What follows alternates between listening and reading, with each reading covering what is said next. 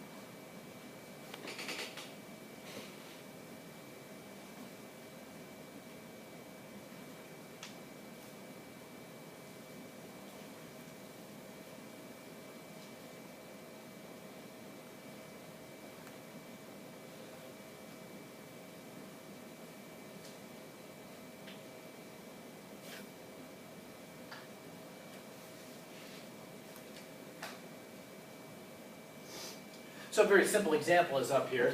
We have a compound that has a 5-membered carbon chain. What do you call a carbon chain that has 5 carbons in it? All single bonds. Pentane, right. So the parent would be considered pentane, but then there's a functional group coming off of it. Looks like that functional group is on the 3rd carbon in the chain.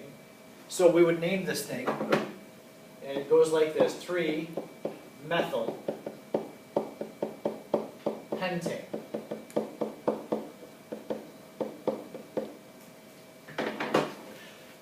The parent, the longest chain of carbons, always goes at the end. It's like the anchor for the name.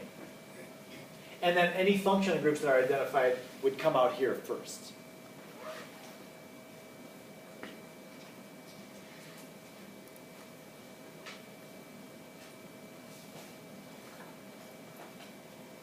I want you to notice something. That's what I have right under here. The chemical formula of this compound.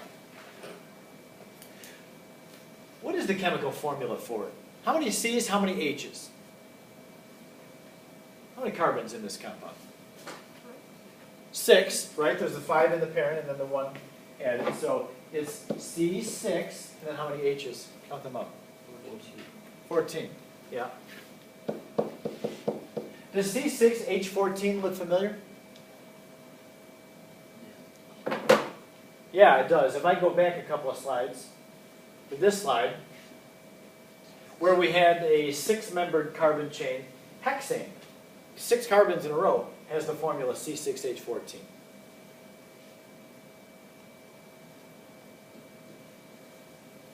Is this hexane? No. It's got a different name. It's not hexane. So this gives rise, and this is actually what our reading assignment is about over the weekend. This compound, 3-methylpentane, is an isomer of hexane. An isomer means that the 2 compounds have the same chemical formula. There's the same number of C's and H's, but they're arranged differently. And that makes it a different compound. It would have a different melting point. It's got a different fragrance. It would behave chemically somewhat different.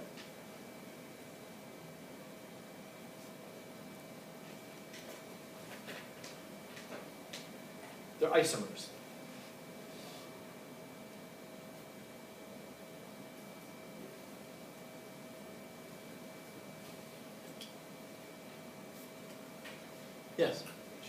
Explain part about name again.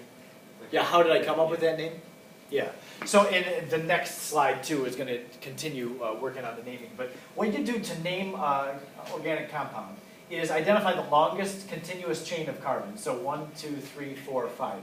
In this structure, 5 carbons in a row is the most that are in a row. So that, and I'll identify it, you'll see me doing this a lot. I call that the parent. So pentane is the longest chain of carbons. So this thing is it says pentane that's got a functional group on it. So we have to identify what functional group it is and where it is on that parent. Because if it's here, we call that 2-methylpentane. But I'll start, and you always number the carbons in the parent to identify where the functional groups are. So 1, 2, 3. That methyl group is on carbon number 3 on the parent. That's where I got 3-methyl.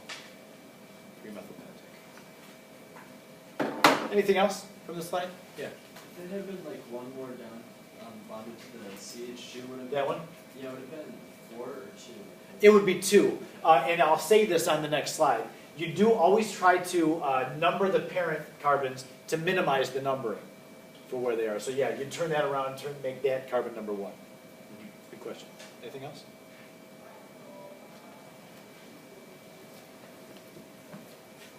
Okay, so here's 4 bullet points. Just 4 things you want to remember when you're trying to name a compound. Now I've got this term up here, nomenclature. Nomenclature is a Latin word. It just means the system of naming compounds. So we call this organic nomenclature.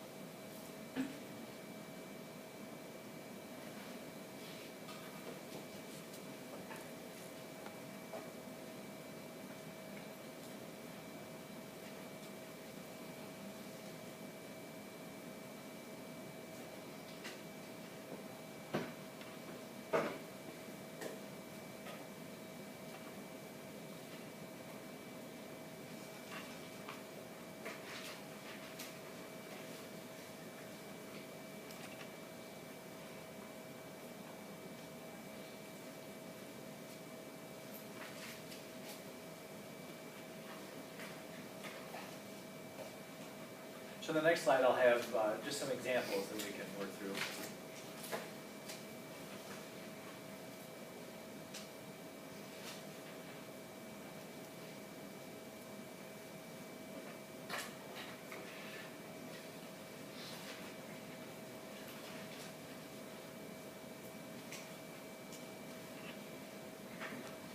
I'll warn you about this too.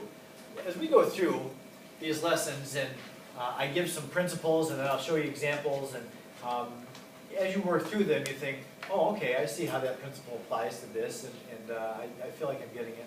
It's one of those topics that you'll be able to see it in class, then you go home and the homework problems might just frustrate you because it doesn't seem as easy as it did in class. So just be ready for that, and it's totally normal. Just make that solution guide your friend. You are not at all a failure if you have to look at that solution guide. Use it.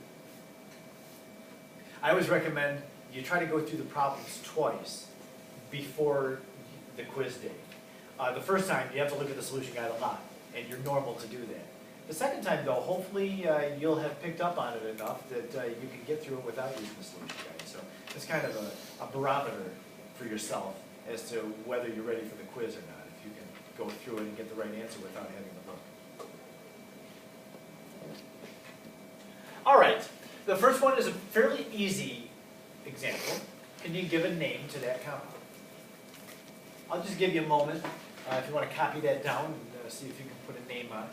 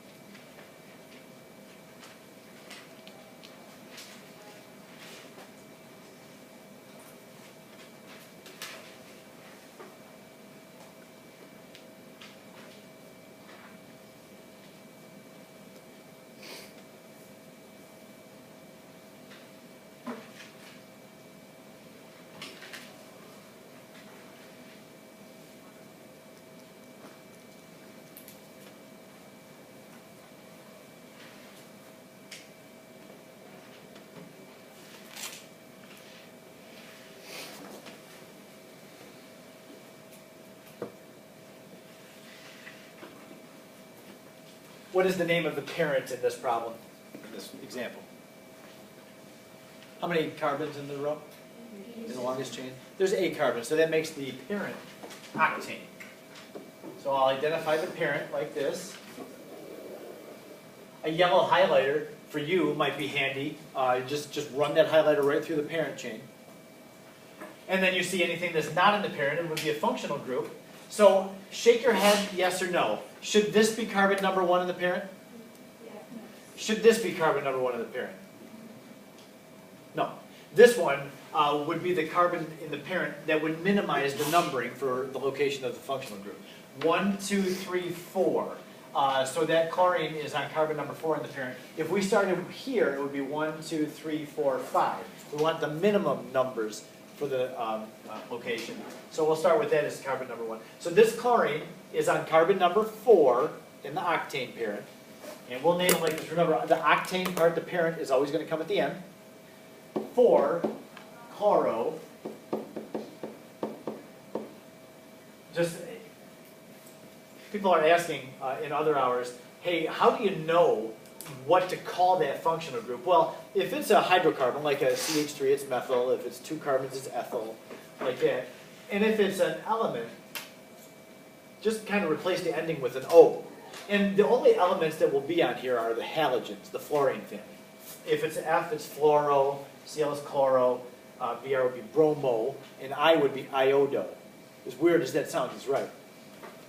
So then there's our functional group, and the parent is octane. It's a little bit weird because we don't put a space in between the functional group and the parent. We just run the words together. So even though it looks like 4-chlorooctane, it's not. It's just 4-chlorooctane. We know how to say it. We know what we're doing. Anybody have any questions about that? So I'll admit that was kind of softball. I was lobbing that over the plate for you to hit. Try this one now. I'm not so nice in this one. Get the name of that compound.